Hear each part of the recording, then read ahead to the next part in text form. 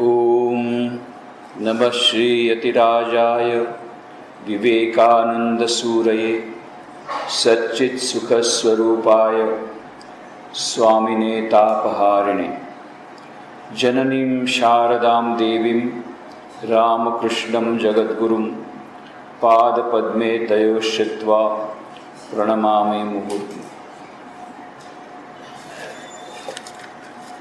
Respected Rajmata Srimati Subhangini Devi Raje, the Chancellor of the Maharaja Sayaji Rao University, Swami Ishtvayananda ji, other dear monks and brahmacharis present here, and dear friends. I am extremely happy to meet all of you this evening. Hindi आप लोगों से मिलकर के बड़ी प्रसन्नता है।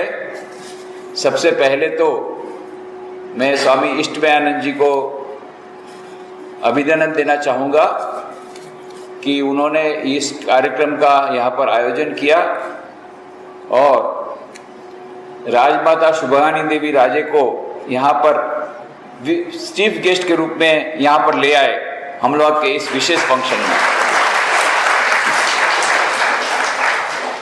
और मैं उनको धन्यवाद देना चाहूँगा कि उन्होंने मुझे अवसर प्रदान किया है कि मैं आप लोगों से पुनः मिल सकूं। अभी हमने बहुत ही अच्छी बातें सुनी। राजमाता जी ने कहा कि मैं पहले बोलना चाहती हूँ कि बाद में शायद मेरे पास कुछ बोलने का न रहे, पर उन्होंने जो बातें कही ऐसा हो गया अब मेरे पास कुछ बोलने का नहीं है क्योंकि उन्होंने सब पॉइंट कवर कर लिए। Why do we want to reinvent the Chicago addresses? How relevant it is? ये सब उन्होंने बताया। और Swami Vivekananda he reinvented India by giving his addresses, ये भी बहुत अच्छा बताया। और उन्होंने कहा कि मैं इतिहास की छात्रा हूँ इसलिए I can understand the historical importance of the Chicago addresses, ये भी बहुत अच्छी तरह उन्होंने किया। एज ए हिस्टोरियन, एक इतिहासकार की दृष्टि से उन्होंने कहा कि इतिहास में कितना ऐतिहासिक महत्व, कितना ऐतिहासिक प्रदान वह स्वामी जी का शिकागो एड्रेस था। उस समय की कैसी परिस्थिति थी, उस परिस्थिति में ही रीइन्वेंटेड इंडिया, एक भारत का मानो पुनर्जन्म हुआ, एक नया भारत का जन्म उन्होंने दिया और एक गौरव हम लोग को प्रदान किया। Pride in our culture, pride in our religion, जो हम लोग अपने आप को बहुत ही हीन महसूस करते थे, for the first time Swami Vivekananda ये आकर के हमको गौरव प्रदान किए। ये भी बात उन्होंने राजमाता ने बताया।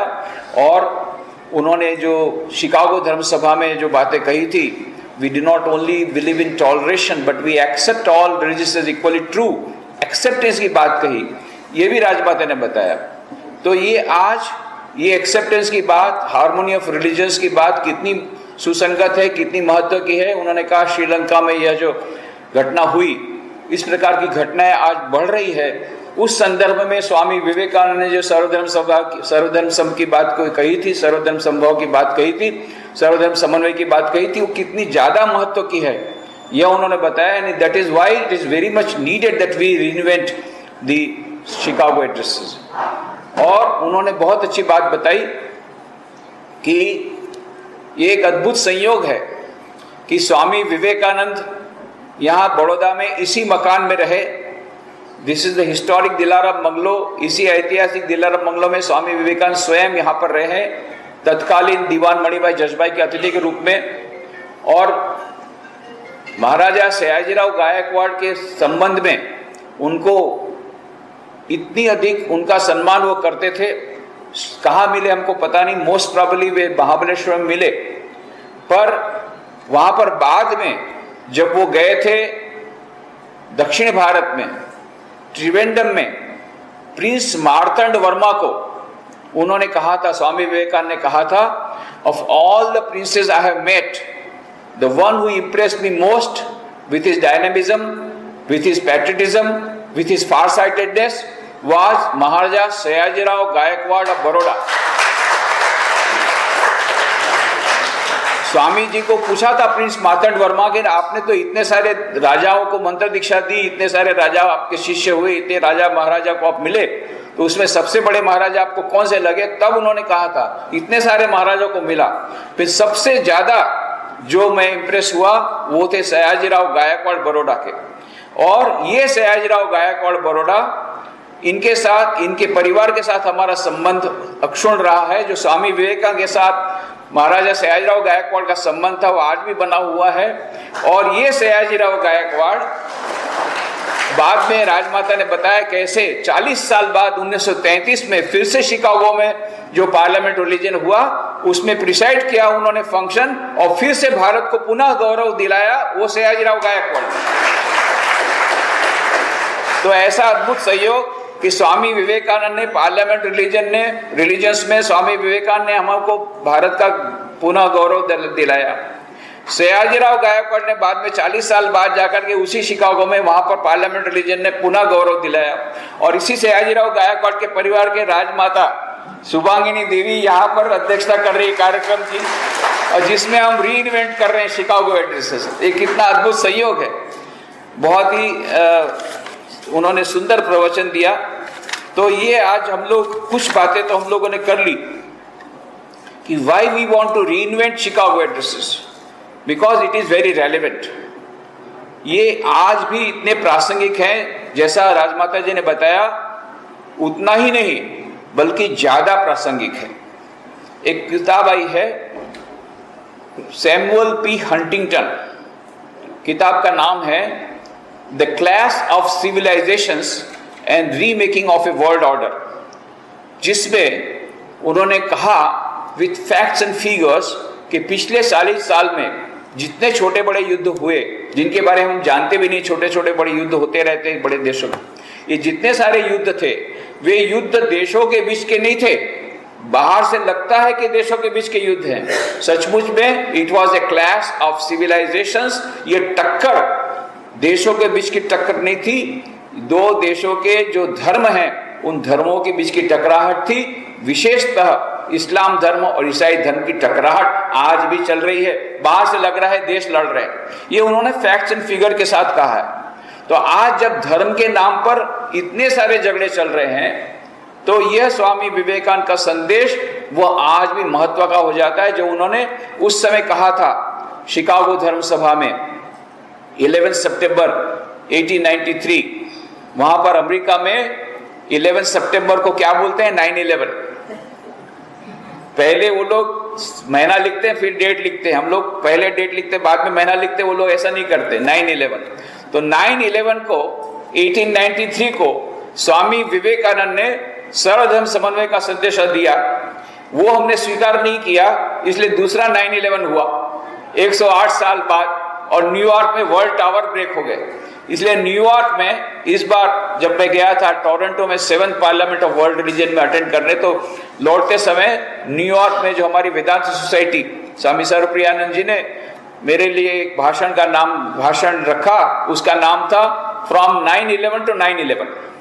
तो उसमें मैंने बताया कि वो पहला 9/11 में जो स्वामी जी ने कहा उसको हम स्वीकार करते तो दूसरा 9/11 नहीं होता।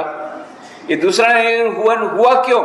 एरोप्लेन में जो लोग बैठे थे वो लोग सोच रहे थे कि हम टकराएंगे ये वर्ल्ड टावर के साथ, हजारों को मार डालेंगे तो हमको डायरेक्ट पासपोर्ट मिलेगा स्वर्ग में।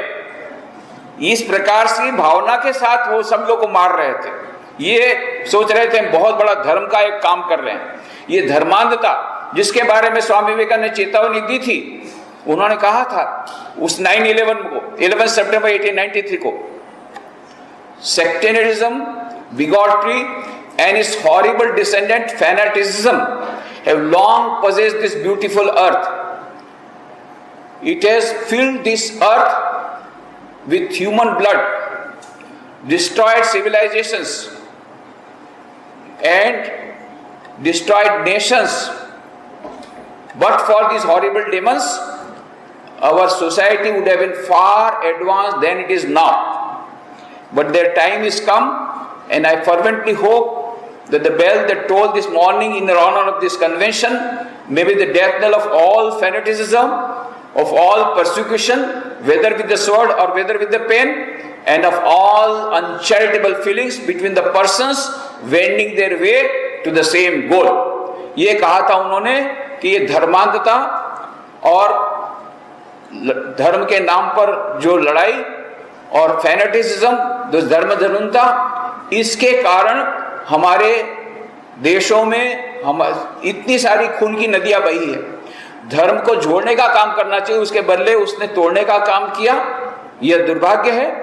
और धर्म के नाम पर जितनी लोही खून की नदियां बही, ऐसा कभी नहीं हुआ। इतनी खून की नदियां कभी और किसी कारण से नहीं बही। और हमारी अभी की जो मानवीय सभ्यता बहुत अधिक उन्नत होती यदि इस प्रकार का नहीं होता। जो हुआ सो हुआ। मैं ऐसी आशा करता हूं कि आज इस सभा के प्रारंभ में जो घंटनाद हुआ वो सभी प्रकार की धर्मांधता के लिए, सभी प्रकार के धार्मिक अत्याचार के लिए मृत्यनाद, मृत्यु घंट सिद्ध हो, ऐसी आशा उन्होंने व्यक्त की थी। पर ऐसा हुआ नहीं। आज भी धर्म के नाम पर झगड़े हो रहे हैं, धर्म के नाम पर अत्याचार हो रहे हैं, धर्म के नाम पर पहले तो केवल धर्म के नाम पर ये झगड़े होते थे, अभी तो आतंकवाद हो गया धर्म के नाम पर, जो पहले नहीं था। अब समस्या और भी अधिक विकराल रूप में आ गई। इसीलिए जब स्वामी विवेकानंद के शिकागो धर्म सभा के 100 साल हुए, अभी तो 125वीं साल के हम लोग बना रहे हैं, this is the 125th anniversary. जब 100 साल पूरे हुए 1993 में, तब उसकी शताब्दी मनाई जा रही थी। तो उसकी शताब्दी मनाई जा रही थी यूनेस्को के हेडक्वार्टर्स में, पेरिस में। तो डॉक्टर फेडरिको मेयर उस समय डायरेक्टर जनरल थे। उनको पूछा गया, what is the relevance of celebrating centenary of Swami ji Chicago addresses after 100 years। 100 साल बाद वो स्वामी जी ने एक भाषण दिया था, उसकी शताब्दी यूनेस्को के हेडक्वार्टर्स में पेरिस में मनाने का क्या औचित्य है। तो उन्होंने कहा था, डॉक्टर फेडरिको मेयर ने, 8 अक्टूबर 1993 की बात है, पेरिस के हेडक्वार्टर में जब हो रहा था, तो उन्होंने कहा, जब स्वामी विवेकानंद ने भाषण दिया था अपना शिकागो धर्म सभा में, तब वो बहुत ही महत्व का था, बहुत रेलिवेंट था, बहुत प्रासंगिक था। पर आज वह जो धर्मांधता और भी अधिक आगे बढ़ चुकी है, धर्म समन्वय की समस्या और भी आगे बढ़ चुकी है। आज स्वामी विवेकानंद ने जो बातें कही थी और भी ज्यादा महत्व की है और भी ज्यादा प्रासंगिक है। इसलिए हम हेडक्वार्टर यहाँ पर यूनेस्को में इसका आयोजन कर रहे हैं। और फिर उन्होंने ये भी कहा था, I was indeed struck by the constitution drawn up by Swami Vivekananda in 1897 with the constitution drawn up by UNESCO in 1945. What a visionary leader he was. उन्होंने कहा कि जब मैंने रामकृष्ण मिशन का कॉन्स्टिट्यूशन देखा, जिसमें जो स्वामी विवेकानंद ने बनाया था 1897 में, और उसके साथ में 1945 में यूनेस्को का जो कॉन्स्टिट्यूशन वो मिलाया, दोनों ऑलमोस्ट सेम है। कितने सालों पहले इतने विजनरी थे। उस समय स्वामी विवेकानंद ने कहा था कि कोई भी रामकृष्ण मिशन का मोनेस्टिक मेंबर या ले मेंबर होना चाहे तो उसे सर्व धर्मों के प्रति आदर की भावना होनी चाहिए, और उसमें मेंबरशिप में मेंबर बनने के पहले उसको डिक्लेरेशन देना पड़ेगा कि I will respect all religions. ये यूनेस्को ने 1945 में कहा, स्वामी विवेकानंद ने 1897 में कॉन्स्टिट्यूशन में लिख दिया। इस प्रकार से यह जो यूनेस्को के डायरेक्टर जनरल ने कहा कि स्वामी विवेकानंद का मैसेज 100 साल बाद आज उतना ही महत्व का है, और आज 125 साल बाद, जबकि 1993 के बाद और घटना हो गई, दूसरा 9/11 हो गया।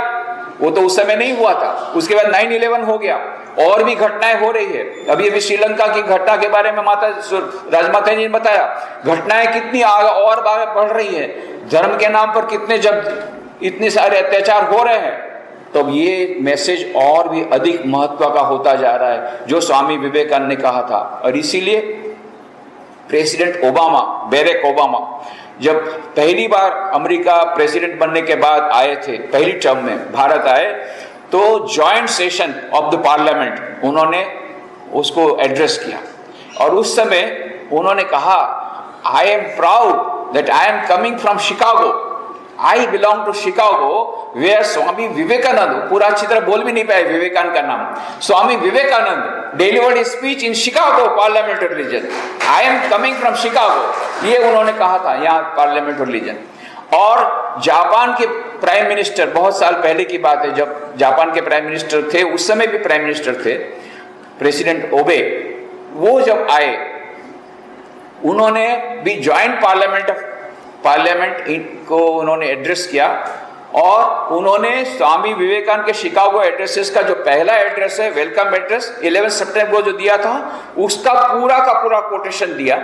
और 27 सितंबर को जो लास्ट डे में स्वामी जी ने कहा था कि let there be no fight, let there be harmony and peace, ये जो संदेश था इसके बारे में वो भी पूरा उन्होंने कोट किया।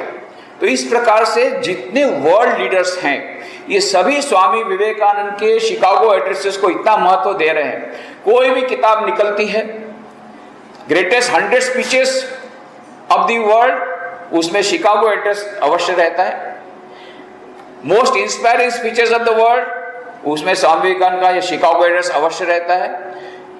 हिस्टोरिकल स्पीच, आज आप ये सोच लीजिए किसी मनुष्य का जन्म शताब्दी मनाया जाता है, 150वीं जयंती भी अभी गांधी जी की हम मना रहे हैं, पर आज तक किसी भी आपने सुना कि किसी ने भाषण दिया हो उसकी 125वीं जयंती मनाई जा रही है, सारे विश्व में मनाई जा रही है।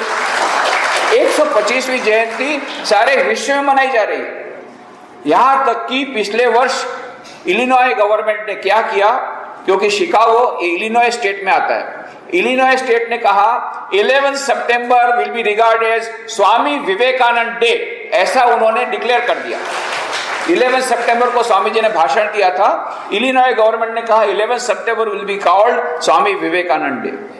और कैनेडियन गवर्नमेंट ने तो नवंबर में जो दिवाली आई तो उसको इंडियन हेरिटेज मंथ कहा। तो वर्ल्ड पार्लियामेंट रीजन जो मैं जहां भी गया था लास्ट में, टोरंटो में हुई थी 1 to 7 नवंबर, उसमें पार्लियामेंट ऑफ वर्ल्ड रीजन में पहली बार दिवाली सेलिब्रेशन हुआ। 2 नवंबर को लक्ष्मी देवी की मूर्ति रखी गई और विधिवत उसकी पूजा हुई वैदिक मंत्रोच्चार से। सारे टोरंटो के जितने धर्मगुरु, जितने बड़े बड़े ट्रस्ट थे, उनके सबके प्रतिनिधि वहां पर बुलाए गए। और बाकी जो वर्ल्ड पार्लियामेंट रिलीजन में उस समय 10,000 डेलीगेट्स आए थे, करीब 120 देशों के 200 फेथ में से, वो सभी तो वहां नहीं थे, वो तो प्लेनरी सेशन में रहते हैं, पर उसमें बड़े हॉल में most of them were non Indians. ये सब लक्ष्मी देवी की पूजा अटेंड किए और उस समय हिंदू धर्म और स्वामी विवेकानंद पर मैंने की एड्रेस जो दिया वो उन्होंने बड़े चाव से सुना और बड़े आनंद से सुना। तो ये सोच लीजिए कि आज 125वीं जयंती न केवल भारत में, विदेश में मनाई जा रही है, कई देशों में मनाई जा रही है, कई संस्थाओं द्वारा मनाई जा रही है। तो कैसा वो भाषण होगा कि उसका जो महत्व है दिनों दिन बढ़ता जा रहा है। 100 साल बाद जितना था 125 साल बाद और भी रेलेवेंट हो जा रहा है। क्यों? उन्होंने जो बातें कही थी वो मानवीय सभ्यता के लिए अत्यंत महत्व की है। और ये जो बातें उन्होंने कही थी, शिकागो में धर्म सभा में उन्होंने जो भाषण दिए थे, ये भाषण उन्होंने, मुख्य भाषण 6 थे। वो जो first parliament of world religion थी 1893 में शिकागो में, 11 सितंबर से लेकर के 27 सितंबर तक, उसमें जो इतने सारे दिनों तक भाषण चले, उसमें से 6 मुख्य भाषण थे स्वामी जी के और 11 ऑक्सिलरी सेशन में भाषण उनके थे। और उसमें सबसे महत्व के 3 भाषण जिस पर हमें आज चर्चा करनी है। एक 11 सितंबर पहले दिन का भाषण, वो पहले दिन का भाषण आप उसके बारे में जानते हैं कि पहले दिन के भाषण में स्वामी विवेकानंद तो पहले प्रस्तुति नहीं थे, उसकी पूरी कहानी तो अभी बताने का समय नहीं है कि किस प्रकार से उनको वहां पर प्रवेश मिला। पहले तो वो प्रवेश ही नहीं मिल रहा था, क्योंकि वो तो ऐसे उन्होंने कहा, कुछ मद्रासी युवकों ने कहा कि आप जाइए, और आ गए। और सबसे पहले शिकागो धर्म सभा की जानकारी ये तो स्वामी जी को गुजरात में मिली। ये मैंने लास्ट टाइम बताया था कि जब स्वामी विवेकानंद परिव्राजक रूप में घूम रहे थे तो सबसे अधिक समय उन्होंने गुजरात में बिताया। और गुजरात में उन्होंने लिमड़ी के महाराजा यशवंत सिंह ने सबसे पहले उनको विदेश जाने की प्रेरणा दी। फिर उसके बाद में वहां से लिमड़ी से स्वामी जी गए जूनागढ़, जूनागढ़ से पोरबंदर जा रहे थे तो पोरबंदर के जाते समय रात को उनको रहना पड़ा जेतसर रेलवे स्टेशन में। जेतसर रेलवे स्टेशन के असिस्टेंट स्टेशन मास्टर हरगोविंदास अजरामर पंड्या नाम के वो थे, जिनको मोटा भाई के नाम से जानते हैं। दूसरा उनका नाम है महात्मा करके लोगों को बुलाते थे। क्यों? उनका बहुत सरल स्वभाव था, दूसरों की सेवा में मानते थे। भावनगर में जो दक्षिणामूर्ति जो संस्था है वो मोटा भाई और नाना भाई ने मिलकर के बनाई, उसका नाम आपने सुना होगा। ये जो मोटा भाई, ये जो महात्मा अर्थात हरगोविंद दास अजरामर पंड्या, ये असिस्टेंट स्टेशन मास्टर थे। उनके मुंह से सबसे पहले स्वामी विवेकानंद को शिकागो में विश्व धर्म सभा होने वाली है उसकी जानकारी मिली। ये गुजरात में हुआ, ये गुजरात का गौरव है। फिर स्वामी जी जब पोरबंदर गए तो शंकर पांडुरंग पंडित ने कहा, स्वामी जी आप इतने बड़े विद्वान हैं, आपको संस्कृत भी इतनी अच्छी चालू है और इंग्लिश भी आपका आपको इतनी अच्छी तरह आता है, तो आपको विदेश जाना चाहिए। यहाँ के लोग आपकी प्रतिभा को नहीं समझ सकेंगे, वहां पर जाकर के आप हमारे देश का गौरव बढ़ा सकेंगे, तो आपको विदेश जाना चाहिए। और आप विदेश जाएंगे तो आपको फ्रेंच भाषा सीखनी पड़ेगी, तो मैं आपको फ्रेंच सिखाऊंगा। शंकर पांडुरंग पंडित कई भाषा जानते थे। स्वामी जी वहां पोरबंदर में फ्रेंच भाषा सीखे। शंकर पांडुरंग पंडित की बहुत बड़ी लाइब्रेरी थी। स्वामी जी 3 दिन से ज्यादा नहीं रुकते थे वहां, 4 महीना रुक गए। क्यों? क्योंकि स्वामी जी को वहां पर बहुत बड़ी लाइब्रेरी मिल गई, अच्छी अच्छी किताबें वहां पर थी। तो शिकागो धर्म सभा में यह जो बॉम्ब फेंके स्वामी जी ने, अहिंसा के बॉम्ब, सर्वधर्म समन्वय के बॉम्ब, विचारों के बॉम्ब और विश्व भातृत्व के बॉम्ब, ये जो यूनिवर्सल ब्रदरहुड के विचारों के बॉम्ब, ये जो पावरफुल बॉम्ब्स उन्होंने जितने फेंके शिकागो धर्म सभा में, उसका मसाला सब पोरबंदर में तैयार हुआ था। वहां की लाइब्रेरी में से उन्होंने वो मसाला लिया था, वहां पर वो पढ़े थे। तो ये शिकागो धर्म सभा के बारे में पूरा तैयारी हुआ उनका उसके बाद में, परंतु वो उन्होंने कॉन्क्रीट नहीं किया था। फिर पहली बार उन्होंने कहा कि जाने की इच्छा दर्शाई जब वो खंडवा में थे कि यदि कोई मुझे आने जाने का भाड़ा दे तो मैं शिकागो धर्म सभा में जाने को तैयार हूं, पर वो व्यवहारता करा। फिर बाद में मद्रास में गए तो मद्रास में युवकों ने कहा कि नहीं, आपको शिकागो धर्म सभा में जाना चाहिए। फिर पैसे की बात आई तो पैसे उस समय नहीं था, उन्होंने कुछ चंदा इकट्ठा किया तो इतना कम रुपया था, स्वामी जी ने तुरंत उसको मछली मारने वाले जो थे वहां कॉलोनी समुद्र के किनारे, उनके बच्चों में मिठाई बंटवा दी। फिर बाद में फिर से उन्होंने चंदा इकट्ठा किया, कुछ टिकट का रुपया मिला, पर स्वामी जी ये उनको ये लग रहा था कि मैं ठीक कर रहा हूं कि नहीं, मैं अपनी इच्छा से जा रहा हूं, ईश्वर की इच्छा से जा रहा हूं। तब एक बार उन्होंने देखा, रात को उनको एक विजन मिला, एक दृश्य, एक ऐसी बहुत अच्छा एक उनकी अनुभूति उनको हुई, जिसमें कि उन्होंने देखा श्री रामकृष्ण देव समुद्र के पार जा रहे हैं और इशारा करके बुला रहे, नरेंद्र तुम पीछे पीछे आओ, मतलब विदेश जाने का इशारा कर रहे हैं। फिर भी स्वामी जी को वह आश्वस्त नहीं हुए और वो तो बोलते रहे मैं नहीं जाऊंगा। एक बार जब मद्रास में थे, कुछ लोगों ने कहा स्वामी जी रात को आप किसके साथ बात कर रहे थे? तो स्वामी जी ने कुछ कहा नहीं। बात ये थी कि रात को श्री रामकृष्ण देव रोज आकर के उनको समझाते थे तुझे शिकागो जाना है, और स्वामी जी बोलते नहीं मैं नहीं जाऊंगा। ये सब जो वाद विवाद होता था वो पास के कमरे में लोग सुनते थे, पर उनको तो मालूम नहीं रामकृष्ण परमहंस कौन है। तो इस प्रकार से वाद विवाद होता था। स्वामी जी खुद ये नहीं जानते थे कि ये ठीक होगा कि नहीं मेरे लिए वहां पर जाना। और पांडिचेरी के तो पंडितों ने तो ना ही बोल दिया था। पांडिचेरी जब गए उन्होंने कहा मैं शिकागो धर्म सभा में जाऊंगा। तो ये पांडिचेरी के जितने बड़े बड़े पंडित थे ये सब बड़ी बड़ी चुटैया रखे हुए थे। कदापि न, कदापि न, कदापि न, जोर जोर से अपनी चुटैया को हिलाते हुए कहा कदापि न, कदापि न, कदापि न, बिल्कुल नहीं जा सकते, बिल्कुल नहीं जा सकते। क्यों नहीं जा सकता? क्यों? अरे बहुत सरल बात है, समझना इतना सरल है। अरे हमारे शास्त्रों में लिखा है समुद्र यात्रा निषिद्ध है। जब आप समुद्र यात्रा करेंगे तो आप हिंदू नहीं रहेंगे, फिर हिंदू धर्म के बारे में आप बोलेंगे कैसे? मां, इसलिए आप नहीं जा सकते। स्वामी विवेकानंद ने कहा मैं जरूर जाऊंगा, और जाकर के दिखाया, और जाकर के पूरा विश्व को विजय करके वापस आए, विजय करके वापस आए। आखिरी में उन्होंने क्या किया? मां शारदा देवी को पत्र लिखा। मां शारदा देवी को जब पत्र मिला उनको पढ़ के सुनाया गया कि इस प्रकार से नरेंद्र लिख रहा है समुद्र यात्रा, उसको यात्रा करना। उस समय के जमाने में समुद्र यात्रा करना मतलब काला पानी से कोई वापस नहीं लौटता था। कोई भी माँ, और माँ शारदा देवी तो सबकी माँ, इतनी स्नेहमयी, नरेंद्र को तो कितना प्यार करती थी, कैसे वो अपने पुत्र को बोलेगी कि ना तू जा। इसलिए माँ ने कहा नहीं, मैं बाद में उत्तर दूंगी। फिर रात को उनको भी वही विजन मिला जो स्वामी विवेकानंद को मिला था, श्री रामकृष्ण देव बुला रहे हैं, आओ आओ आओ। जब ये विजन मिला, वो समझ गई कि श्री रामकृष्ण देव, ईश्वर की इच्छा है कि स्वामी विवेकानंद ये भारत से बाहर जाए और वहां पर जाकर के प्रचार करें। और इसलिए बाद में मां ने लिखा कि हाँ बेटा, तुम अवश्य जाओ, मेरे आशीर्वाद तुम्हारे साथ हैं।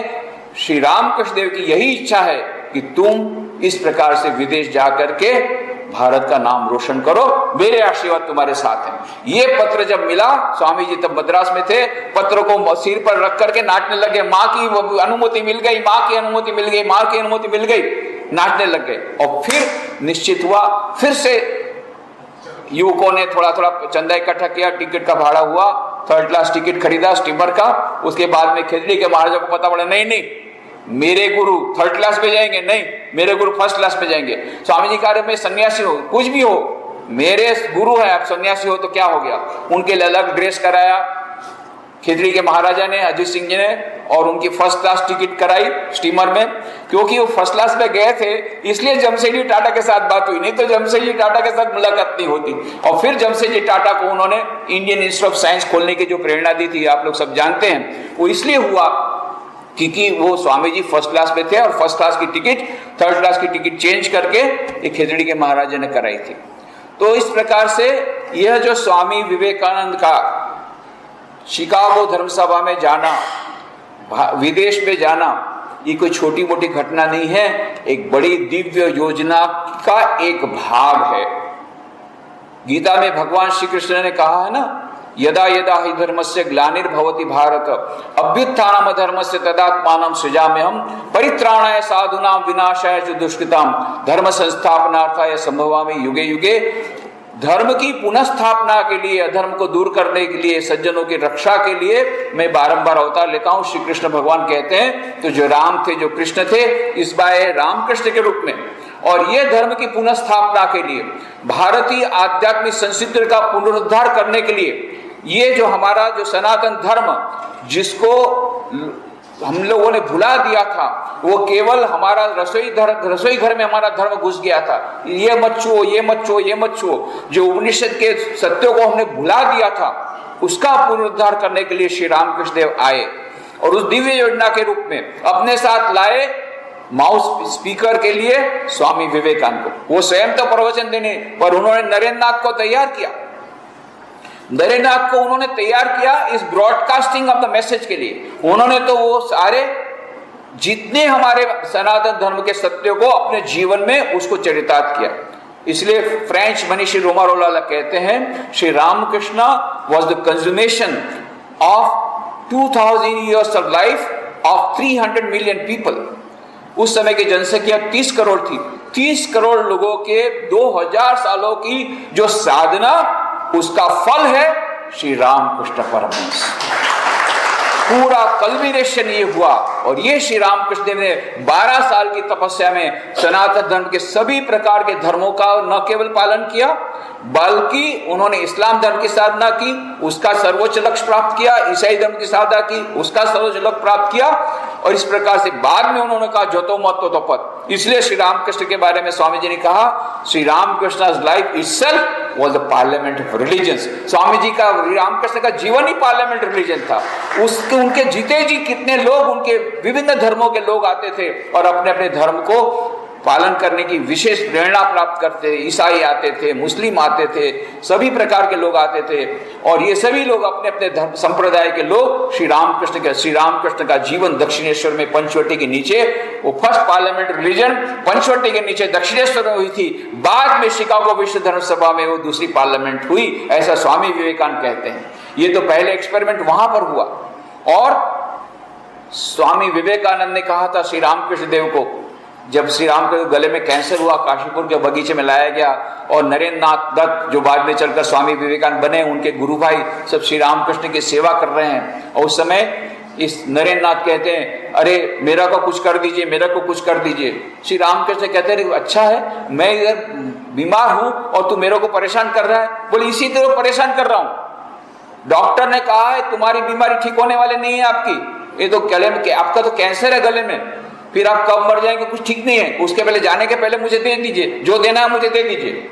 अच्छा आदमी, मैं यहाँ मर रहा हूँ तो अपने जीत लेके बैठा, अच्छा बोल क्या चाहिए तुझे, बोल बोल चल क्या चाहिए। नरेंद्र नाथ ने कहा मैं इतना ही चाहता हूँ, बस मैं सब समय समाधि अवस्था में रहूं, समाधि के आनंद में मग्न रहूं, कभी कभी थोड़ा सा मन मेरा शरीर पर आए, थोड़ा अन्न ग्रहण करूं, फिर सुखदेव के समान समाधि में रहना चाहता हूं। कोई भी गुरु कितना खुश हो जाएगा। समाधि के अवस्था तो ऊपर तो कोई अवस्था नहीं है, मेरा शिष्य सब समय सुखदेव के समान समाधि अवस्था में रहना चाहता है, कितना अच्छा शिष्य है। पर ये तो विलक्षण गुरु है, विलक्षण शिष्य। श्री रामकृष्ण ने क्या कहा, छी छी छी नरेन ऐसी ओछी बात करता है। अरे मैंने सोचा था तो एक विशाल वटवृक्ष के समान होगा, जिसकी छाया तले हजारों लोग आनंद प्राप्त करेंगे, शांति प्राप्त करेंगे, दुखों से निवृत्ति प्राप्त करेंगे, और तू केवल अपने आनंद की बात करता है, केवल अपने समाधि के आनंद की बात करता है। अरे अरे ये भी स्वार्थपरायणता है, ये भी स्वार्थपरायणता है। क्यों? तू जो समाधि की अवस्था बोलता है ना, उससे ऊपर भी एक उच्च अवस्था है। तू ही वो गीत नहीं गाता है, स्वामी विवेकानंद का प्रिय गीत था, श्री रामकृष्ण का भी प्रिय गीत था, अंतिम मुगल सम्राट बहादुर शाह जफर का गीत स्वामी विवेकानंद गाया करते थे। तुझसे हमने दिल को लगाया, जो कुछ है सो तू ही है, एक तुझको अपना पाया, जो कुछ है सो तू ही है। क्यों रे, तू ही वो गीत नहीं गाता है, जो कुछ है सो तू ही है? अरे समाधि से ऊपर की वो अवस्था है, प्रत्येक मनुष्य के भीतर में वो ईश्वर विराजमान है, उसकी तुझे सेवा करनी होगी, और तुझे जगत की सेवा करनी होगी, तुझे जगत को शिक्षा देनी होगी, तुझे उपदेशक बनना पड़ेगा, तुझे संसार को उपदेश देना पड़ेगा। नरेंद्र नाथ ने कहा मैं नहीं दूंगा। बोले तू क्या, तेरी हड्डियां करेगी। श्री रामकृष्ण ने कहा तू क्या, तेरी हड्डियां काम करेगी। बाद में स्वामी विवेकानंद को करना पड़ा, जाना पड़ा, शिकागो धर्मसभा जाना पड़ा, ये सब रामकृष्ण मिशन का प्रारंभ करना पड़ा, शिव ज्ञान से जीव सेवा लेना पड़ा। श्री रामकृष्ण ने छोड़ा नहीं, उसने कहा समाधि तुझे एक बार दे दी, अब ताला चाबी बंद रहेगा, चाबी मेरे पास रहेगी, आखिरी में तुझे बाद में वो चाबी मिलेगी, तब तू समाधि जाएगा, उसके पहले तुझे जगदम्बा का काम करना है, ये काम करा है। और एक बार काशीपुर के बगीचे में श्री रामकृष्ण देव तो बहुत बड़े आर्टिस्ट थे, उन्होंने आर्टिस्ट के द्वारा वहां पर लिखा, जय प्रेममयी राधे नरेन शिक्षे देवे, घोरे बाहिरे हाक देवे। नरेन शिक्षा देगा मतलब उपदेश देगा। कहा? घरे बाहिरे, भारत में और विदेश में, दोनों, केवल भारत में नहीं विदेश में, घोरे बाहिरे हाक देवे। और एक स्टीमर का फोटो भी बताया, जिस स्टीमर में बाद में स्वामी विवेकानंद बैठ करके यहां से भारत से गए, वो स्टीमर का फोटो भी श्री रामकृष्ण ने बनाया था। कब? 1886 में। 1893 में स्वामी विवेकानंद 31 मई को गेटवे ऑफ इंडिया से रवाना हुए। अभी मुझे बंबई जाना बुलाया था, बहुत बड़ा फंक्शन था।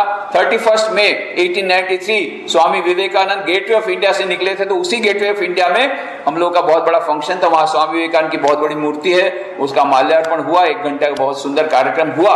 और वो जो 1893 को 31 मई को स्वामी विवेकानंद जिस स्टीमर के द्वारा गए, उस स्टीमर का चित्र स्वामी श्री रामकृष्ण देव ने 1886 में काशीपुर बगीचे में पेपर में लिखा था, पेपर बनाया था। आप सोचिए, तो जो कुछ हुआ है, हम लोग को लगता है कि स्वामी विवेकानंद गए, नहीं, स्वामी विवेकानंद भेजे गए, भारत के भगवान ने उनको भेजा, वो दिव्य योजना का एक भाग था। और इसीलिए, नहीं तो क्या ऐसा हो सकता है? आप सोचिए, क्या एक साधारण घटना है, स्वामी विवेकानंद शिकागो धर्मसभा में गए, पहली बात तो उनको जब वहां पर पहुंच गए, उसके बाद में पता पड़ा कि वहां तो प्रवेश बंद हो गया है, स्पीकर लिस्ट फाइनल हो गया, दूसरा सितंबर में होगा, और ये वो पहुंच गए थे जुलाई के एंड में। रहेंगे कहाँ? पैसा तो है ही नहीं, पैसा सब समाप्त होता जा रहा है, क्योंकि वहां पर रंग भेद की नीति थी, तो जो हाई पेड होटल थी वहां उनको रहना पड़ा, तो 2-4 दिन में उनका पर्स खत्म होने लग गया। अब करे क्या? और ठंड के कपड़े नहीं थे, उनको मालूम नहीं था कि यहाँ माइनस टेम्परेचर रहता है।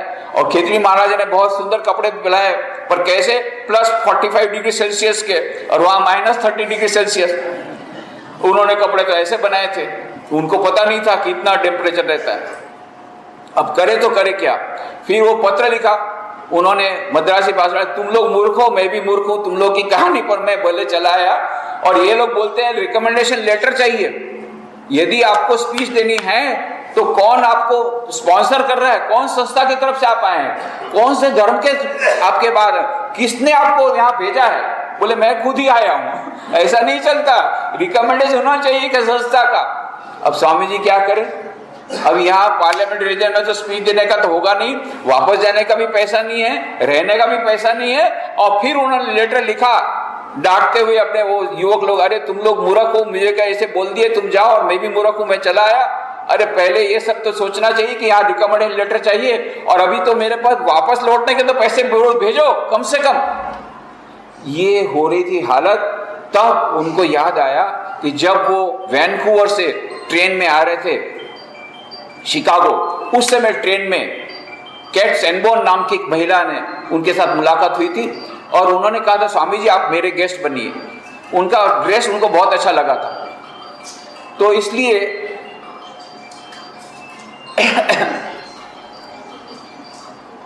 तो ये ड्रेस उनको बहुत अच्छा लगा था, तो उन्होंने कहा था आप मेरा को आइए। उनको याद आया, तुरंत उन्होंने टेलीग्राम दिया कैट सैनबोर्न को। वो बॉस्टन में रहती थी, मेटकॉफ नाम के छोटे गांव में, तो वहां उन्होंने सोचा बॉस्टन की तरफ कुछ पैसा खर्चा कम होगा। और तब तक उनको याद आया कि कैट सैनबोर्न ने कहा था, तो उन्होंने टेलीग्राम दिया, और बिना टेलीग्राम के रिप्लाई के उन्होंने ये चले भी गए। और मिस कैट सैनबोर्न तो बहुत खुश हो गई, और वो क्या करती, स्वामी विवेकानंद को घोड़ा गाड़ी में बैठाती और सारे गांव का चक्कर लगाती, देखो कितना अजीब प्राणी मैं वहां भारत से लाई हूं। वो दिखाती सारे गांव में तमाशा। अब स्वामी विवेकानंद को सब सहन करना पड़ता था कि वो फ्री लॉजिंग बोर्डिंग मिल रहा था, तो सब सहन करना पड़ा। और फिर वहां पर अब देखिए दिव्य योजना कैसे काम करती है। और वहां पर मिस कैट सैनबोर्न ने क्या कहा, समुद्र के किनारे जाएंगे, अभी समर सीजन है, चलो।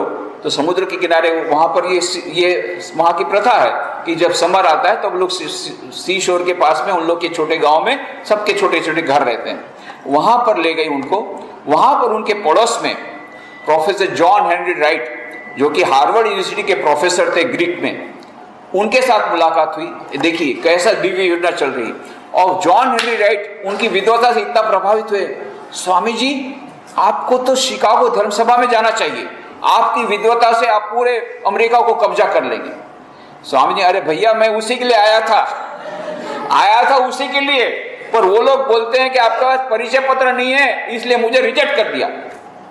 तब प्रोफेसर हेनरी राइट ने कहा, Swami to ask credentials from you is like asking the sun as to what right it has to shine on the earth. Swami ji आपके पास परिचय पत्र मांगना इतना बेहुदा है कि कोई सूरज से पूछे कि तुझे चमकने का क्या अधिकार है। और फिर प्रोफेसर हेनरी राइट ने खुद एक परिचय पत्र लिखा। डॉक्टर हेनरी बेरोज जो चेयरमैन थे पार्लियामेंट्री कमेटी, जो उनके मित्र थे, I am sending a man who is more learned than all our professors put together. हमारे जितने प्रोफेसर की विद्वता उससे ज्यादा बढ़कर के विद्वान है। ये परिचय पत्र पा करके स्वामी विवेकानंद निकलते हैं 9 सितंबर को, वहां पर शिकागो पहुंचते हैं। परंतु अब देखिए खेल देखते जाइए, खेल 9 सितंबर को वो पहुंच रहे थे, तो उन्होंने एड्रेस, अभी उनको हेनरी बेरोज के ऊपर लेटर था, तो हेनरी बेरोज का एड्रेस तो भी तो चाहिए। हेनरी बेरोज का एड्रेस उनके पास लिखा हुआ था। उन्होंने अपने पास वाले आदमी को बोला, भाई ये का एड्रेस क्या है? अरे बोले मैं आपको ले जाऊंगा, कोई चिंता नहीं करना। और वो कागज उसने अपने पॉकेट पर रख दिया। और जब ट्रेन वहां पहुंची तो आदमी कहाँ भाग गया पता नहीं पड़ा, कहाँ नदारत। अब एड्रेस भी उनके पास नहीं है। और वहां पर वो उतरे, एड्रेस पूछ रहे हैं, तो जर्मन भाषा जानते नहीं थे, वहां सब जर्मन लोग जानते थे। रात बहुत हो गई, अब कोई कुछ बता नहीं पा रहा है, इतनी ठंड लग रही है। तो वहां पर रेलवे स्टेशन, रेलवे यार्ड में एक मालगाड़ी का डिब्बा था, उसमें कैसे भी करके रात उन्होंने बिताई। और दूसरे दिन सुबह जा करके वहां पर मिशिगन लेक के पास में बहुत बड़ी पॉश कॉलोनी, वहां पर गए। और पॉश कॉलोनी में इनका ये सब ड्रेस देख करके जो बटलर लोग ऐसा दरवाजा जोर से उनके चेहरे पर मारते थे, भगो यहां से, भगो, है भीख मंगे, भगो यहां से। ऐसा करके सब जगह से भगा दिया। और स्वामी जी भूखे हैं और कितना जर्नी करके आए 2 दिन से। फिर आखिरी में ठंड भी लगी थी, भूख भी लगी है, कोई उनको देने का नहीं, कोई उनको हेल्प करने को नहीं। ऐसा करते करते जब चलते चलते थक गए, एक पेड़ के नीचे बैठ गए। ठीक है प्रभु, मैं मूर्ख था, बेवकूफ था, तुम्हारे कहने पर यहाँ पर चला आया। अब जो भी होगा, तुम्हारी ये इच्छा है कि मैं यहाँ भूखे और शीत में ठंड में मर जाऊं। ठीक है प्रभु, तुम्हारी इच्छा पूर्ण हो। बस मरने के लिए बैठ गए। और ये देखे चमत्कार हुआ, सामने से खिड़की खुली, एक महिला ने देखा, तुरंत नीचे उतर करके रोड क्रॉस करके आई। Are you delegate to the parliament religious? Swami ji कहा हाँ। Okay okay. और वो थी मिसेस हेल। उन्होंने कहा, बोले मैं एड्रेस भूल गया हूँ। बोले आई नो डॉक्टर हेनरी बैरोस, मैं चेयरमैन को जानती हूँ, यहाँ से बहुत नज़दीक में है उनकी ऑफिस, मैं आपको ले जाऊँगी। पहले मेरे घर में आइए, पहले आप फ्रेश हो जाइए। उनको खाना दिया, फिर खुद पहुँचाई। और हार्वर्ड यूनिवर्सिटी के प्रोफेसर का रिकमेंडेशन लेटर इतना जोरदार था, तो उनका नामांकन हो गया स्पीकर के रूप में। लास्ट मिनट में 9 सितंबर को उनका नाम इंक्लूड हुआ है स्पीकर के हिसाब से। 9 सितंबर को, 10 सितंबर को, 9 सितंबर को तो रात बिताई उन्होंने मालगाड़ी के डिब्बे में, और 10 सितंबर को उनका नामांकन हुआ। एक दिन पहले तक कोई जानता नहीं था कि स्वामी विवेकानंद का नाम का कोई आएगा हिंदू धर्म से। और 11 सितंबर को अभी सभी धर्म के सभी प्रतिनिधियों को पहले दिन रिस्पांस टू वेलकम केवल 17 लोगों को, 17 लोगों को 5-5 मिनट दी गई थी। तो क्योंकि हिंदू धर्म के प्रतिनिधि के रूप में एक ही आए थे स्वामी विवेकानंद, तो उनको भी 5 मिनट दिया गया। अब हेनरी बैरोस ने कहा, स्वामी जी आप बोलिए। सुबह के सेशन में स्वामी जी तो इतने घबरा गए, नर्वस हो गए, कभी इतनी पब्लिक मीटिंग देखी नहीं। 4000 लोग आर्ट इंस्टीट्यूट ऑफ शिकागो में, कोलंबस हॉल में 4000 लोग वहां पर बैठे हुए थे। कभी इतनी बड़ी, उन्होंने कभी इतना बड़ा लेक्चर इतनी बड़ी सभा में कहा भी नहीं था। और बाकी सब लोग तैयार करके आए थे, रिटर्न स्पीच पढ़ रहे थे, इन्होंने तैयार भी कुछ नहीं किया था। इसलिए उन्होंने कहा बाद में आफ्टरनून सेशन आया तो भी बोलते बाद में। फिर हेनरी बैरोस ने कहा आपको बोलना हो तो बोलिए, नहीं तो लास्ट चांस है। तब स्वामी जी उठे, मां सरस्वती को प्रणाम करके उन्होंने बस इतना ही कहा, कुछ तैयार करके नहीं हुए थे। जो मुंह से निकला वही निकला। सबसे पहले मुंह से निकला sisters and brothers of America, और जैसा ही वो निकला और 4000 लोग खड़े हो गए। ऐसा क्या एक चमत्कार हुआ, 4000 लोग खड़े हो गए, ताली बजाते रहे। 2 मिनट तक तालियां थमी नहीं, और 2 मिनट तक तालियां। स्वामी जी को पहले तो लगा कुछ गलती हो गई क्या, पर बोला सब लोग खड़े होकर के चिल्ला रहे हैं, हो कर रहे हैं। 2 मिनट तक तालियां बजी। उसके बाद में अभी उनके पास केवल 3 मिनट बचे थे। 5 मिनट में 2 मिनट तो चली गई ताली बजाने में, और 5 मिनट दिया गया था, केवल 3 मिनट। ये 3 मिनट में उन्होंने मात्र 472 वर्ड्स, 472 शब्द, आप देख लीजिए उसको कैलकुलेट करके। जो पार्लियामेंट में फर्स्ट जो उनका पार्लियामेंट का जो 9/11 का उनका जो लेक्चर है 11 सितंबर का, केवल 472 शब्द बोले हैं 3 मिनट में। उसमें सारा इतिहास पलटा दिया, विश्व का इतिहास बदल गया। केवल 3 मिनट में स्वामी विवेकानंद ने पूरा इतिहास बदल दिया। और उसमें उन्होंने क्या कहा था, सर्वधर्म समन्वय की बात कही थी कि we do not believe only in accept, we believe not in toleration, but we accept all religions equally true.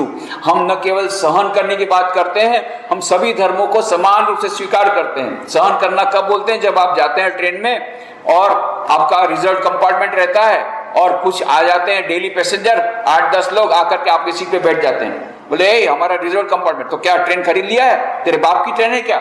हम लोग चुपचाप बैठ जाते हैं, क्यों? सहन करना पड़ता है। ये लोग 10-12 हैं, हम लोग अकेले, इसको बोलते हैं सहन करना। स्वामी जी के हम सहन नहीं करते हैं। We accept all religions equally true. हम सभी धर्मों को समान रूप से स्वीकार करते हैं। पारसी है उनको स्वीकार किया, मुस्लिम है स्वीकार किया, क्रिश्चियन है स्वीकार किया। यहाँ सभी लोगों को, सभी धर्मों को, सभी प्रकार संप्रदायों को, यहाँ पर डेमोक्रेटिक हमारी स्टाइल है, सभी लोगों को हम स्वीकार करते हैं, केवल सहन नहीं करते हैं। ये भारत की विशिष्ट परंपरा है, ये भारतीय आध्यात्मिक सभ्यता है, जिसके द्वारा ही सारे विश्व का कल्याण होगा। ये स्वामी विवेकानंद ने पहली बार बताया। इसे श्री अरविंद बोलते हैं, Swami Vivekananda went there not only to regain its glory but to conquer the world by Indian spiritual culture. ये सारे विश्व पर विजय प्राप्त करने का पहला कदम उन्होंने रख दिया। न केवल पूरे भारत जो 100 साल 1000 साल की निद्रा में घुरा था उसको जगाया, पूरा निद्रित भारत जागृत हुआ। पहली बार सब लोगों को लगा नहीं भारत महान है, हम लोग अपने आप को हीन समझते थे, गुलाम तो थे ही। और अमेरिका में तो इस प्रकार की पूरी वहां पर ऐसी एक धारणा बनाई गई थी, अरे भारत ये तो अत्यंत पछात देश है, अत्यंत गिरा हुआ देश है, वहां पर धर्म नाम की वस्तु नहीं है। और वहां के बच्चों की जो स्कूल में जो टेक्स्ट बुक है उसमें बच्चों के यहाँ कहानियां दिया करते थे, अरे भारत देश वो इतना इतना पिछड़ा हुआ है, धर्म नाम की वस्तु नहीं है। और वहां पर तो स्त्रियों को जिंदा जलाया जाता है, एक चित्र में है स्त्रियों को जिंदा जलाया जाता है। दूसरा, वहां की स्त्रियां बहुत क्रूर रहती है, पक्षियों पर अपने पेड़ पर अपने बच्चों को रख देती है ताकि पक्षी उसको खा जाए। ऐसी निर्दय वहां की स्त्रियां हैं। और नवजात शिशु को नदी में डाल देती है वहां की स्त्रियां ताकि मगर उसको खा जाए। ये सब वहां पर पढ़ाया जाता था जब स्वामी जी गए। इसीलिए जब डिट्रॉइट में एक बार लेक्चर दे रहे थे, बाद में शिकागो धर्मसभा के बाद की बात है, और उस समय एक महिला खड़ी हो गई, Swami you are boasting too much of about your Indian culture, is it not true that in your country your mothers throw away their children into the river to be eaten away by the crocodiles?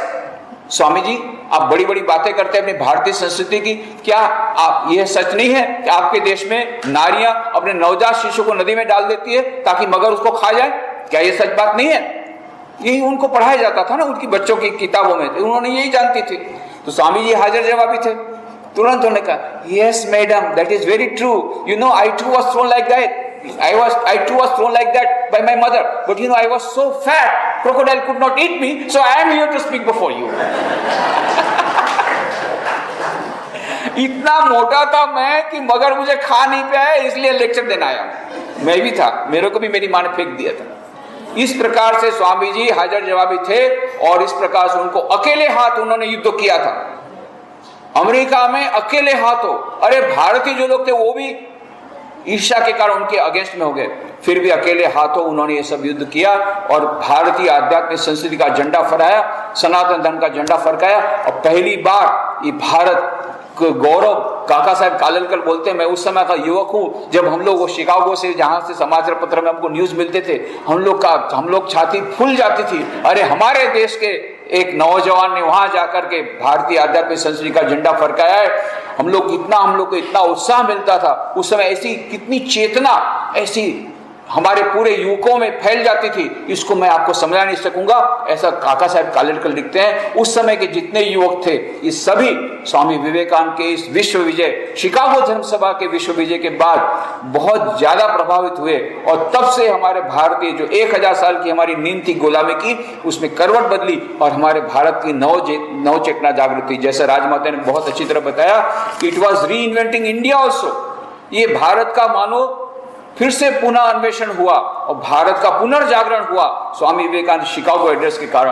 तो स्वामी जी के Chicago धर्म सभा की जो व्याख्यान है उसमें जो 6 व्याख्यान दिए उसमें से 3 व्याख्यान मुख्य हैं। जैसे मैंने कहा, प्रथम व्याख्यान जो उन्हें 11 सितंबर को कहा, दूसरा व्याख्यान जो 27 सितंबर को अंत में उन्होंने कहा था कि सभी धर्मों के लोगों ने, सभी धर्मों में महान संत हुए हैं, उच्च चरित्रवान संत हुए हैं। इसके बावजूद भी यदि कोई धर्म वाला ऐसा समझता है कि मेरा ही धर्म रहेगा बाकी सब धर्म नाबूद हो जाएंगे, तो मैं उसको हृदय से उस पर दया खाता हूं और मैं कहता हूं कि तुरंत एक समय आने वाला है जब प्रत्येक धर्म की पताका पर लिखा होगा कि हेल्प एंड नॉट फाइट, समन्वय की भावना, हार्मोनियन रिलीजन, हार्मोनियन पीस, शांति, समन्वय, यही सब लिखा रहेगा। बहुत शीघ्र ये दिन आने वाला है, अभी भी नहीं आया है, 125 साल बाद भी नहीं आया, पर ये स्वामी जी की बात कभी विफल नहीं जाएगी। स्वामी जी ने जो कहा वो अवश्य होगा। ये सर्वधर्म समन्वय का संदेशा आगे जाएगा, विश्व भ्रातृत्व की बात आएगी। आज जब हम ग्लोबलाइजेशन की बात करते हैं, ग्लोबलाइजेशन आ गया इकोनॉमिक फ्रंट पर ग्लोबल पीस नहीं, विश्व शांति नहीं आई। विश्व शांति तब तक नहीं आएगी, स्वामी जी ने कहा, जब तक वैश्विक सभ्यता का उदय नहीं होगा, जब तक ग्लोबल सिविलाइजेशन नहीं आएगी तब तक ग्लोबल पीस नहीं आएगी। और ग्लोबल सिविलाइजेशन कब आएगी? जब सर्वधर्म समन्वय की बातें आएगी। जो स्वामी जी ने उस समय कहा था वो बहुत महत्व का है। We must have a global civilisation, then only we can have global peace. ये स्वामी जी का महत्व का संदेश है। और दूसरा महत्व का संदेश जो उन्होंने 19 तारीख को जो दिया था, 19 सितंबर को उन्होंने हिंदू धर्म पर जो भाषण दिया था, अत्यंत महत्व का है।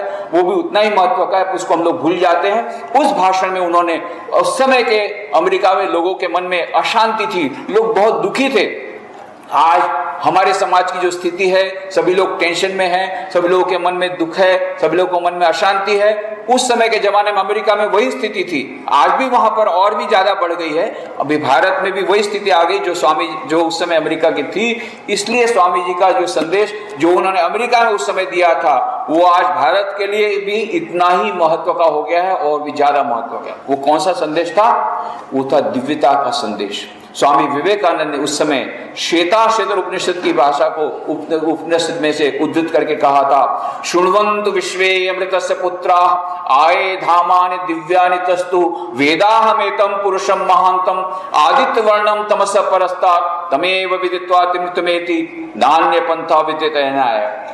हे अमृत संतानों सुनो, मैंने उस महापुरुष को जान लिया है जिनको जानने के बाद सभी दुखों से निवृत्ति हो जाती है। और फिर उन्होंने कहा, sisters and brothers of America, let me call you by this sweet name, Amritasya Putra. Ye the children of immortal bliss, holy and perfect beings. Ye divinities and not sinners. It is a sin to call a man so. It is a standing liable on human nature. Come up, alliance, and shake off the delusion that you are sheep. Your souls immortal, spirits free, blessed and eternal. You are not matter, you are not bodies. Matter is a servant, not he the servant of matter. ओ अमृत के संतानों सुनो, तुम पापी नहीं हो, तुम भला पापी। मनुष्य को वेदांत कभी पाप की बात स्वीकार नहीं करता, भूल की बात स्वीकार करता है। और सबसे बड़ी भूल तो तुम कब करते हो? जब तुम कहते हो मैं पापी हूं, मैं दुर्बल हूं, दुर्बल। नहीं नहीं नहीं, तुम तो अमृत की संतान हो, तुम शाश्वत सुख के भागीदार हो, तुम तो दिव्य आत्मा हो, तुम अजर अमर आत्मा हो। ओ सिंहो, ओ शेरो, इस मिथ्या भ्रम को झटक करके फेंक दो कि तुम भेड़ हो। तुम भेड़ नहीं हो, तुम शेर हो, तुम अजर आत्मा हो। तुम्हारे भीतर में आत्मा की अनंत शक्ति विराजमान है, उसको प्राप्त करो और इस प्रकार के दुखों से निवृत्त हो जाओ। इस प्रकार की शक्ति, इस प्रकार का बल, इस प्रकार के आनंद की बात, इस प्रकार की शांति की बात, दिव्यता की बातें स्वामी जी ने कही थी। और सभी जगह दिव्यता का बाद में, शिकागो धर्म सभा के बाद में जहां जहां गए, उन्होंने दिव्यता का इस प्रकार से प्रचार किया। सभी कहते थे you are divine, you are divine, you are divine. तुम दिव्य हो, तुम दिव्य हो, तुम पापी नहीं हो, तुम दुर्बल नहीं हो। भूल जाओ कि तुम दुर्बल हो, तुम पापी नहीं हो। यह सब तो बाहर का केवल पर्दा है, भीतर में वह शाश्वत, वह आत्मा विराजमान है। प्रत्येक मनुष्य के भीतर में विराजमान है, चाहे पापी हो, चाहे पुण्यात्मा हो, बड़ा हो चाहे छोटा हो, ये पैसा वाला हो, गरीब हो, उच्च वर्ण का हो, निम्न वर्ण का हो, प्रत्येक मनुष्य के भीतर में वो दिव्य आत्मा विराजमान है। तुम दिव्य हो, तुम दिव्य हो। यही मैसेज उन्होंने दिया, you are divine, you are divine. ये संदेश उन्होंने दिव्यता का दिया जो आज बहुत महत्व का है। एक बार एक अमेरिकन महिला बोली स्वामी जी को, Swami you are trying to hypnotize us, always telling you are divine, you are divine, you are divine. Swami ji ने तुरंत कहा, madam I am not trying to hypnotize you, I am trying to dehypnotize you. Already you are hypnotize, I am a sinner, I am a sinner. मैं पापी हूं, मैं पापी, ऐसा कहते कहते हिप्नोटाइज हो। मैं आपको हिप्नोटाइज नहीं कर रहा हूं, मैं आपको डीहिप्नोटाइज कर रहा हूं। Because you are divine, that is the first truth. You are divine, that is the second truth. You are divine, that is the last truth. There is no truth greater than this. तुम दिव्य हो, तुम दिव्य हो, तुम दिव्य हो। ये दिव्यता का संदेश जो स्वामी जी ने दिया आज इतना ही महत्व का है। और इसीलिए स्वामी जी हमेशा आनंद में रहते थे। जब भाषण देते थे तो बहुत सीरियस, उसके बाद में आइसक्रीम पार्टी करते थे। उनको चॉकलेट आइसक्रीम बहुत पसंद था। तो किसी ने कहा, Swami why do you like chocolate ice cream? Because you know I am like chocolate. और चॉकलेट आइसक्रीम करते थे, बहुत ठहाका मार के हंसते थे, आनंद में रहते थे। एक बार एक अमेरिकन महिला से नहीं रह गया, Swami you ought to be little more serious, you are a religious teacher. Swami ji आपको तो सीरियस होना चाहिए, गंभीर होना चाहिए, आप तो धर्मात्मा है, और इस प्रकार से आप ऐसा जोर जोर से हंसते कि आपको शोभा देता है। स्वामी जी तुरंत होता, madam I too become serious when I got stomach ache. Madam ऐसा नहीं कि मैं हमेशा आनंद में रहता हूँ, ऐसा कभी कभी मैं भी सीरियस होता हूँ। कब? जब मुझे पेट में दुखता है। बिना पेट के दुखे में काहे को सीरियस होते हो भाई? बिना पेट में दुखे क्यों ऐसा कोई चेहरा कर लेते जैसे मान लो केरोसिन पी लिया हो, दिवेल पीधा जो मोटू करी नाखे वगर पेट न दुखे। पेट दुखे तरह थे जय पोताने मेड़े दिवेल पीधा जो, हमेशा पेट दिवेल पीधा जो मोटू ज राखे कोई तो स्वामी जी ने फिर उसके बाद उन्होंने कहा, सच्चा उसका उत्तर दिया, why should I be serious, we are the children of immortal bliss, हम आनंद की संतान हैं, हम आनंद में रहेंगे। ये आनंद का उपदेश, दिव्यता का उपदेश जो स्वामी जी ने दिया, we require it today more than ever. आज जब इतनी सारी सुसाइड्स हो रही हैं, आत्महत्या हो रही है, सिज़ोफ्रेनिया बढ़ रहा है, लोगों के में इतने मानसिक रूप से अस्वस्थ हो रहे हैं, पागल हो रहे हैं, टेंशन, इतना सारा टेंशन बढ़ गया। अभी हम लोग को भी सब जगह स्ट्रेस मैनेजमेंट पर बुला रहे हैं। कल भी मैं जा रहा हूँ SBI के ऑफिसर को लिए अहमदाबाद में, स्ट्रेस मैनेजमेंट इसका प्रोग्राम है, सब लोग टेंशन में हैं। ये टेंशन के युग में स्वामी विवेकानंद का संदेश, you are divine, you are divine, तुम अमृत की संतान हो, आनंद की संतान हो, यह संदेश आज बहुत महत्वपूर्ण है। तो ये दो संदेश स्वामी विवेकानंद ने जो मुख्यतः दिए हैं शिकागो धर्म सभा में, वी मस्ट री invent this messages in the context of the present scenario. आज हमारी जो परिस्थितियां हैं उस संदर्भ में हमें शिकागो धर्म सभा के उस संदेश को फिर से पुनर्जीवित करना है, फिर से उस पर हमको गौर करना है, उस पर हमको एनालिसिस करना है और उस संदेश को अपनी तरह यहाँ पर लेकर के हमारी आज की समस्याओं को समाधान करेंगे। तब हमारा स्वामी जी का 125वीं जयंती जो शिकागो धर्म सभा की है वो मनाना ये सार्थक हुआ। मैं पुनः स्वामी इष्टमय आनंद जी को धन्यवाद देना चाहूँगा कि उन्होंने मुझे इस प्रकार से अवसर प्रदान किया कि यह मुझे आप लोगों से मिल सकूं और कुछ बातें रख सकूं। राजमाता सुभांगिनी देवी राजे यहाँ पर अत्यंत व्यस्त समय निकाल, अत्यंत व्यस्त अपने जीवन में से भी कुछ क्षण यहाँ निकाल करके यहाँ पर आई। बहुत ही आनंद हुआ उनसे पुनः मिल करके। जब मैं यहाँ था तो हम लोग बहुत मिलते रहते थे। अब राजकोट से आना बहुत कम होता है, पर जब भी आता है तो मैं सोचता हूँ उनसे मिलने से अच्छा रहेगा। तो आज उनसे मिलना भी हो गया, आप लोगों से मिलना हो गया। मैं भगवान श्री रामकृष्ण देव, माँ शारदा देवी, स्वामी विवेकानंद के चरणों में प्रार्थना करूँगा उनके आशीर्वाद हम सब पर बरसें, उनके उपदेशों को पालन करके। और विशेष करके स्वामी जी ने शिकागो धर्म सभा में जो भाषण दिए थे, वह जो उपदेश दिया था उसका हम भी पालन कर सके, उसका प्रचार प्रसार करके स्वामी विवेकानंद का जो सपना था India shall conquer the world, Swami Vivekananda का सपना था भारत अपनी आध्यात्मिक संस्कृति के द्वारा समस्त विश्व को बचाएगा, समस्त विश्व में शांति आएगी और समस्त विश्व में यह विश्व बंधुत्व की भावना आएगी। इस प्रकार की करने में हम लोग समर्थ बने और हम अपने जीवन में भी शांति प्राप्त करें और दूसरों के जीवन में भी शांति लाने का जो कार्य है, भगीरथ कार्य, उसमें भी अपना यत्किंचित अपना योगदान दे सके। ऐसी शक्ति हमें दे, ऐसी उनके चरणों में प्रार्थना करते हुए आप सबके भीतर में जो दिव्य चेतना विराजमान है उसको प्रणाम करते हुए मैं अपनी वाणी को विराम देता हूँ। हरि ओम तत्सत।